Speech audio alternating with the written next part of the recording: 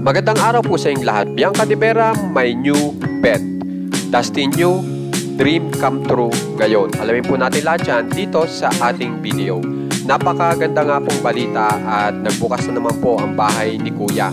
At dahil po dyan ay marami na naman pong pumasok na panibagong housemates po. At meron po itong isa na housemate na naging pet ngayon ni Bianca de Vera na isa rin pong child star dati. At ito po yun, si Caprice Cayetano, kung saan ay ini-upload pa mismo ni Bianca de Vera. At ang pagkaka-comment niya pa ay "Love you, Caprice Cayetano." So kung mapapansin nyo, si Bianca de Vera po ay dating child star. At ganun din po si Caprice Cayetano. At halatang halata po na talagang meron na po silang strong bonding dati pa. Kaya paborito po o bet na bet ni Bianca de Vera si Caprice Cayetano ngayon dito po sa bahay ni Kuya, na yan nga po ay pinapalabas ngayon sa PBB Celeb Collab Edition 2.0. Samantala, dito naman po tayo kay Dustin Yu, kung saan ay sinasabi po ni Dustin Yu na another dream come true, kung saan ay nakapaglaro po siya ng basketball kasama po ang mga star celebrities po.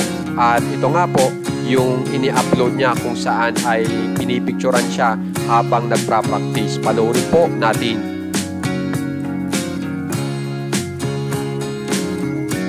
So, ang maganda po kasi dito ay naimbitahan si Dustin Yu. Ganun din po yung kanyang malapit na kaibigan na si David Licauco. At kasama niya rin po yung kanyang housemate na si River Joseph. So sama-sama po sila na naging representative po ng Quiz Showtime, kung saan ay nakipaglaban po sa mga heartthrob na mga Koreano na tinatawag na mga Korean Rising Eagles. At talaga nga po napakasaya nga po nang nangyari, at talagang naipakita naman po ni Dustin Yu at ni Sir David Licauco yung mga galing nila sa basketball. At alam naman po natin na napaka mahilig mag-basketball ni Dustin Yu. Tapos ngayon nakasama niya pa sa paglalaro ay mga star celebrities. Kaya naman guys, kung gusto niyo pong ma-update sa mga famous celebs ng Pinas, subscribe na po kayo sa ating channel na Juan Katawa. Maraming salamat po.